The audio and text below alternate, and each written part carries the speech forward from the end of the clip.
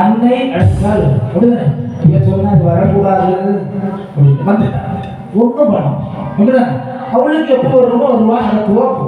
அதான் சொல்றாங்க, உயிரோடு செத்து போற தெய்வம் அல்ல, சாகாதது. அப்படிதானே? செத்து பிறந்ததோ மறித்து பிறந்த தெய்வமோ கிடையாது. இவள் சாகாதவள், காட்டாத்தூரின் இணையாக இருந்து ஆண்டு கொண்டிருப்பவள். அப்படிதானே? நமக்கு இப்போ ஒருத்தர் கஷ்டம் கொடுக்குறான் அப்படின்னா, பக்கத்து வீட்டுக்கார கஷ்டம் கொடுக்குறான்னா கடவுள்கிட்ட போய் என்ன கேட்போம்? பக்கத்து வீட்டுக்கார கஷ்டம் கொடுக்குறான், என்ன கேட்போம்? கடவுள்கிட்ட போய் என்ன கேட்போம்? இவர் ரொம்ப கஷ்டம் கொடுக்குறாரு, இவர் எப்படியாவது அப்படிதானே கேட்போம். உண்மையா அந்த அம்மைக்கு அவனும் புள்ளதானே. இப்போ உங்க அம்மா இருக்காங்க, மூத்த பிள்ளைக்கு சின்னவன் கஷ்டம் கொடுக்குறான். மூத்த பிள்ளை போய் சொல்லி, அம்மா அவன் என்ன ஒரே கஷ்டமா இருக்கான், அவனை கத்தியால குத்திடு அப்படி சொன்னா அந்த தாய் குத்துவாளா? குத்த மாட்டாங்க. என்ன சொல்லுவா? மக்களே அவன் தம்பி இல்ல, கொஞ்சம் பொறுத்து போ அப்படின்னு சொல்லுவாங்க. சில தாய் கொஞ்சம் ஆடி போய் அமாசை வந்தா அவன் நல்லா ஆயிடுவான், அதோட கொஞ்சம் நீ பொறுத்து போ சொல்லுவோம். பொறுத்துதான் போடும் கண்டிப்பா. பொறுமை பெரிது பெரிய தீர்மகனே, அடக்கம் பெரிது அறிவுள்ள மகனே,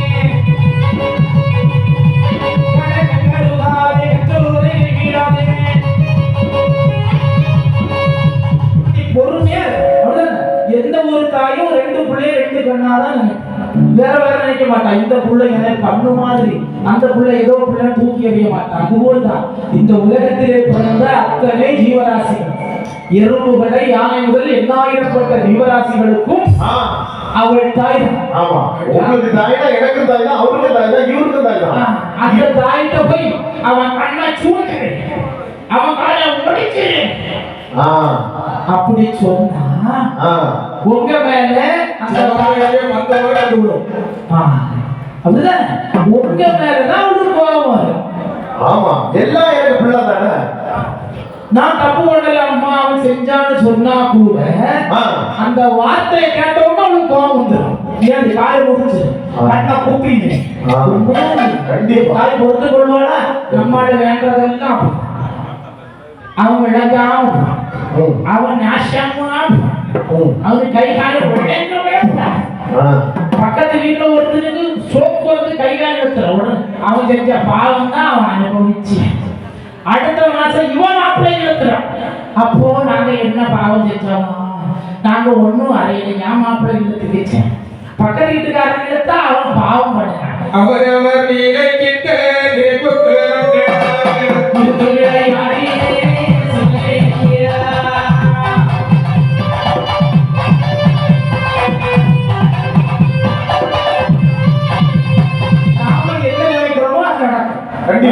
நீ அடுத்தவனுக்கு குழி வெட்டுனா உனக்கு பின்னால ஒருத்த குழி வெட்டுவான். அதுதான் இயற்கை, அது மாற்றமே கிடையாது. அதுல நம்மள்ட்ட என்ன போய் கேட்கணும்? யார் என்ன கஷ்டம் கொடுக்கிறாலும் அவனும் நல்லா இருக்கணும், அவன் கஷ்டத்தை தாங்கி நானும் நல்லா இருக்கணும். அப்படி அப்படிதான் கண்டிப்பா. அவன் நாசமா போகணும் கேட்டாங்க, அப்படிதான் அவனும் நல்லா இருக்கணும், நானும் நல்லா இருக்கணும். அவன் கஷ்டத்தை தாங்கி நானும் நல்லா, தினேஷும் நல்லா இருக்கணும், ரமேஷும் நல்லா இருக்கணும், ஜானும் நல்லா இருக்கணும், செல்வகுமார் நல்லா இருக்கணும். அந்த ரெண்டு பேரும் நல்லா எல்லாம் நல்லா இருக்கணும். அடுத்த வருஷம் நாங்க ப்ரோக்ராம் பண்ணணும். ஆமா, தொடர்ந்து பண்ணது மாதிரி நாங்க தொடர்ந்து பண்ணணும். ஆமா, அப்படிதான் வேண்டாம். அப்படிதான் நீங்க அப்படி வேண்டி பாருங்க, நிச்சயமா என்ன நினைப்பா தெரியுமா? பாரு எல்லாரையும் அனுசரிச்சு போறப்ப இந்த பிள்ளைக்கு அந்த போய் கஷ்டம் கொடுக்குறான்னு அவருடைய மனசை அவன் மாற்றுவான். எல்லாரும் அக்சஸ் பண்ணி போகக்கூடிய பிரவீன்குமாருக்கு இவன் இப்படி கஷ்டம் கொடுக்குறானே அப்படி அண்ணன் நினைக்கணும், அவளை நினைக்க வைக்கணும். எல்லோரும் இன்பத்திற்க நினைப்பதுவே அல்லாமல் வேறொன் அறியும் பராபரமே. எல்லோரும் நல்லா இருக்கணும் அப்படின்னு. இப்போ ஒரு ஆள் கேட்பாரு, நான் கஷ்டப்பட்டு ஒரு தொழிலை தொடங்குவேன், ஏற்கனவே கடல்ல இருப்பேன், பக்கத்துல ஒரு பணக்காரன் கொண்டு கடை போடுவான், நான் அப்ப எப்படி பொறுமையா இருக்க முடியும் அப்படின்னு நீங்க கேட்பீங்க. அப்படிதானே? அவன் நல்லா இருப்பான், நான் நாசமா இருந்தா போக மாட்டேன். ஐயா சொல்லுவா, சத்தியத்தில் கூடியிருந்தார் சுவாமி துணையிருப்பேன்.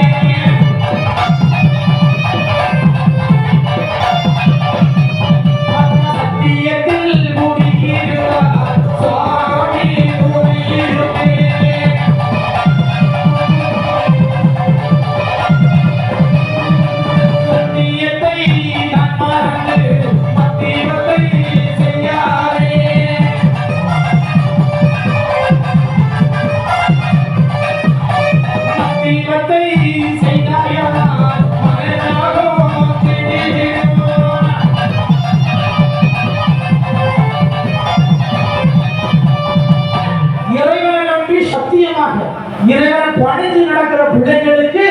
எப்படியாவது ஒரு விடிவு காலத்தில் இறைவன் கொடுப்பான். கஷ்டம் வரும், கடன் சுமை வரும், எல்லாமே வந்தாலும் எல்லாவற்றையும் தாண்டி முன்னேற்றுகிற சக்தியை கொடுப்பான். ஆமா சொல்றான், எப்போ நேர்மையா நினைச்சிட்டே இருந்தா வெற்றி தான். 21 வயசு வரை ஆச்சு, கல்யாணம் ஆகவே இந்த அம்மா எனக்கு பொண்ணு பார்த்து வந்தாலும் கேட்கிறானா? 30 வயசு ஆச்சு, பொண்ணுங்க பிடிச்சிட்டு வந்தாலும் கேட்கிறானா இல்லையா? இந்த 30 வயசு வரைக்கும் உன்னை எந்த கஷ்டமும் இல்லாம நீ வளர்த்து உனக்கு நல்ல ஒரு படிப்பை தந்து இந்த இடத்துல ஒரு அம்மா நிறுத்திருக்கானா, அவளுக்கு என்னைக்காவது நன்றி சொன்னியா? சொன்னியா? அந்த பழக்கமே பொண்ணு வளர்த்தாத்தோட நன்றி சொல்ல பழக்கம் எல்லாருக்கும் கிடையாதுங்க. ஆமா தினம் தினம் இறைவனுக்கு நன்றி சொல்லுங்க. நிச்சயமா ஒரு நாள் கஷ்டமாக இருக்கும், இருந்தாலும் ஐயா இன்னைக்கு நல்ல கஷ்டம் எல்லாம் நடந்து கொடுத்தது நீ நாளைக்கு நல்லபடியா என்னை காப்பாற்று, எல்லாத்துக்கும் நன்றி அப்படின்னு சொல்லுங்க. வாழ்க்கை மாறும். அந்த நம்பிக்கை நமக்கு பாருங்க. ஒரு தொழில் செய்யும் அப்படிதான். ஆமா லட்சக்கணக்கில் பணத்தை போட்டோம், மத பிரச்சனையை கொண்டு வந்து தொழிலை செய்வோம். அவன் என்ன ரவிக்குமார் கடையில என்ன ஐயாவுடைய கச்சேரி கூட இப்ப வியாபாரம் பார்க்கலாம். பக்கத்துல நம்ம கடை கட்டணும் நினைக்கிறான். ஒரு தொழில சீர்வாக்கிட்டான், இப்ப அடுத்த தொழிலே பிரச்சனை போகுது. அப்ப மதம் மாதிரி அடையும். இவன் வளர்ந்துருவானோ? ஆமா இவன் கச்சேரி பண்ணி ஏற்கனவே நிறைய பேருக்கு தெரியும். இவனும் ஊர்ல கொஞ்சம் சம்பாதிச்சுட்டாங்க சீரம், அது அவனுக்கே தெரியும். கொஞ்சம் சம்பாதிச்சானா பிடிச்சி நிறுத்த முடியாது. அப்ப என்ன பண்ணுவோம்? அவன் கடையில சாதனம் விலை கூடுது வாங்க. ஆமா அவன் கடையில எக்ஸ்பிரி சாதனம் விற்கிறான், வாங்காது. அங்கேயா வாங்குது? எப்படியே நோய் வந்துடும். சொல்றானா இல்லையா? நடக்குதா இல்லையா? நான் அதுக்குன்னு ஒரு கத்தி எடுத்துட்டு போய் சட்டையை பிடிச்சு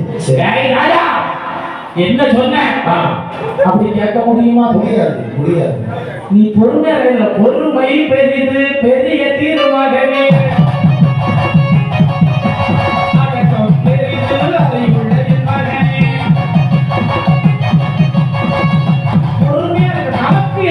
தொழில் செய்யறோமா அந்த தொழிலை டெவலப் பண்ணா என்ன செய்யும்? அதை மட்டும்தான் பார்க்கணுமே தவிர அடுத்தவரை பார்க்கவே. அது சக்சஸ் ஆகும் ஃபெயிலியர் எதுனாலும் நம்ம தாங்கிக்குவோம். நம்ம தாங்கிக்குவோம். அன்னை கூட இருப்பா. ஐயா சொல்றாரு, நம்பி விடுத்திடுங்கோ ஐயா சமசிய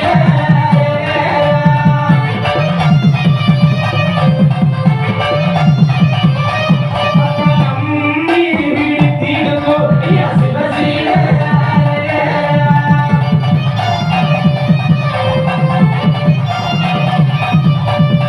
நம்பிக்கையோட அவளை கொழுந்துட்டு எந்த தொழில் செய்தாலும் நிச்சயம் ஏன்னா ஒரு வருஷம் தினமும் காலையில் அன்னை பராசக்தியை நினைச்சுக்கிட்டு தான் நான் தினமும் எழுப்புறேன்னு சொல்றவங்க கையை தூக்குங்க. நான் எழுப்பும் போது எங்க காட்டாத்துற அம்மனை மனசுல நினைச்சுதான் எழுப்புன்னு சொல்றவங்க கையை தூக்குங்க. 3 பேர் அவ்வளவு மகிழ்ச்சி வருது. கை தூக்குறவங்க முகத்துல அவங்க நல்லா இருக்கிறாங்க, சிரிச்சுட்டே வராங்க. நாம அங்க பாரு பெரியவர் நல்லா இருக்காரு நினைச்சுதான் அப்படிதான் எந்திரிக்கணும். ஆமா இந்த கையை கீழே போட்டவங்க தான் ஆனா அன்னை கொடுக்கணும். ஆனா அவளை நினைக்கவே மாட்டோம். வருஷத்துக்கு ஒரு முறை வருவோம். காலையில எந்திரிக்கணும்னு சொன்னீங்க. ஆமா சாயங்காலம் எந்திரிப்போம் போல. காலையில அதுவே ஒரு சிக்கல் இருக்கு. காலையில யாரு எந்திரிக்கா? யாருக்கு கையமா என்ற ஒரு சாம கையெழுந்து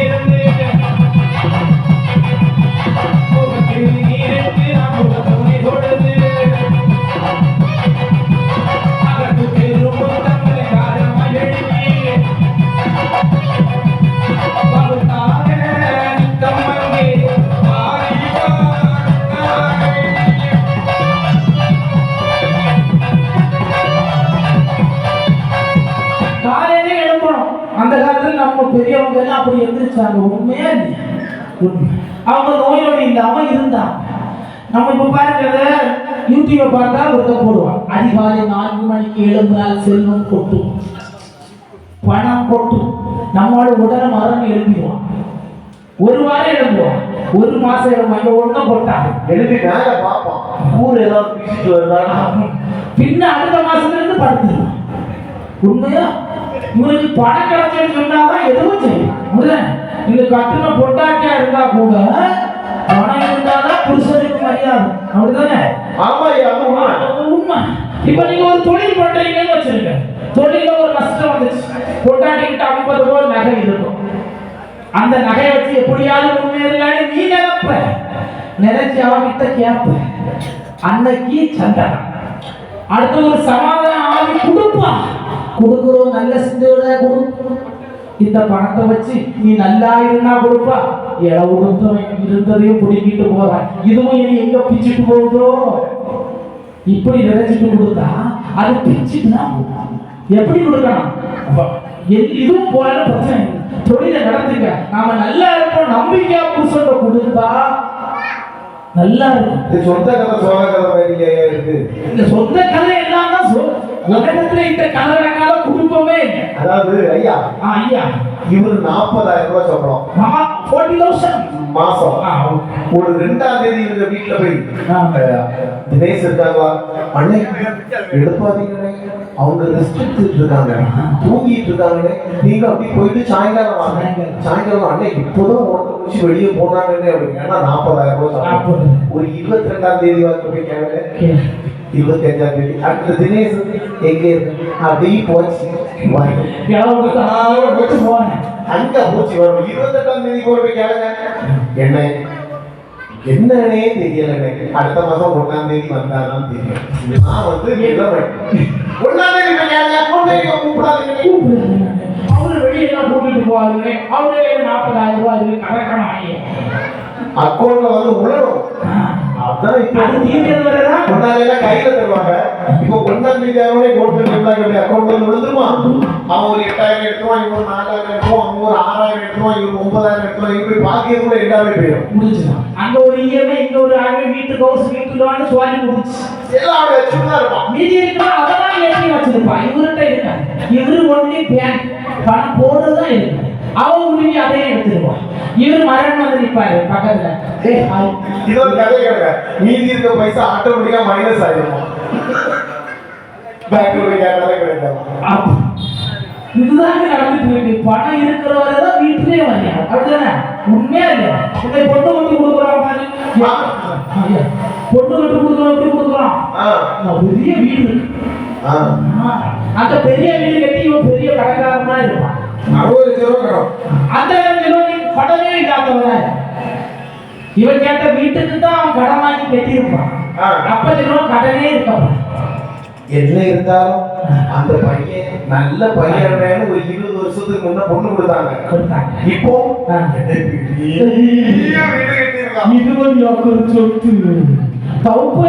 பெரிய நாட்டாமையா ஐடி கம்பெனில வேலை, மாப்பிள்ள வெளிநாட்டுல இருக்கு, இங்க உள்ளூர்ல நல்லவங்க எல்லாம் பொண்ணு கிடைக்காம தெரியும். அது இப்போ ஒரு கலாச்சாரம். அவங்க சின்ன டிகிரி தான் முடிச்சிருப்பான். எனக்கு கவர்மெண்ட் மாப்பிள்ள தான் கக்கூஸ்ல கூட ஃபேன் இருக்கணும், அப்பதான் கெட்டு போடுவேன். மாமியார் இருக்கக்கூடாது, ஏசி இருக்கணும் வீட்டுல. இருக்காது மாட்டுக்கு தங்கச்சி எல்லாம் வீட்டுல இருக்கக்கூடாது. அன்னைக்கு ஒரு ஆள் சொல்றாரு, எனக்கு பொண்ணுக்கு மாப்பிள்ள கவர்மெண்ட் வேலை தான் இருக்கும், அதுலயே போலீஸ் இருக்கக்கூடாது, மிலிட்டரி இருக்கக்கூடாது. அப்ப என்ன இருக்க, அது கக்கூஸ் கழுவுறதா இருந்தாலும் போது கவர்மெண்ட் கக்கூஸ் தான் கழுவும். நீங்க சொன்னீங்க, இது நிறைய இடத்துல உண்மைதான். இப்படிதான் கொண்டு வாங்க. கண்டக்டரா இருக்கலாம், பியூனா இருக்கலாம், கக்கூஸ் கழுவுனா இருக்கு. ஆனா போலீஸ் ஆட்டம் மிலிட்டரி ஆகிறதோ முடியாது. அவங்களுக்கு மட்டும்தான் 24 மணி நேரமும் கண்ணு உறங்காம வேலை.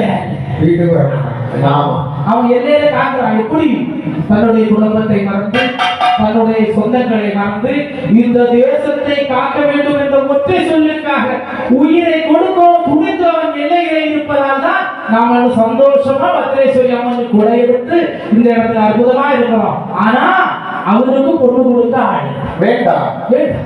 அவன் நாட்டுக்காக விட்டாச்சு. காலையில 8 மணிக்கு போயிட்டு 5 மணிக்கு வீட்டுக்கு வர மாதிரி இருக்கா? 5 மணிக்கு வீட்டுல வந்து அந்த நிலைமை இப்ப மாறிடுச்சா? ஆமா, 15 நாளாக வீட்டை விட்டு போயிடும். மாசத்துக்கு ஒருக்காக வரும்.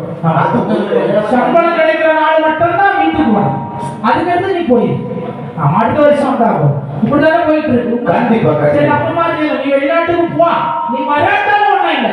மாசம் மாசம் பணம் பிள்ளைய படிச்சு வச்சு எதுக்காக நம்ம பிள்ளைகளை படிக்க வைக்கணும்னு சொல்லி இவன் மேக்கப்பா எல்லாம் போட்டு திரும்ப பெண்கள் தப்பா சொல்ல அப்படிதானே அந்த நிலைமையில நாடு போயிட்டு இருக்கு ஐயா சொன்னது ஒண்ணே வரல ஐயா சொல்ற மாமி மருமகள் பெருசவ கையாகும்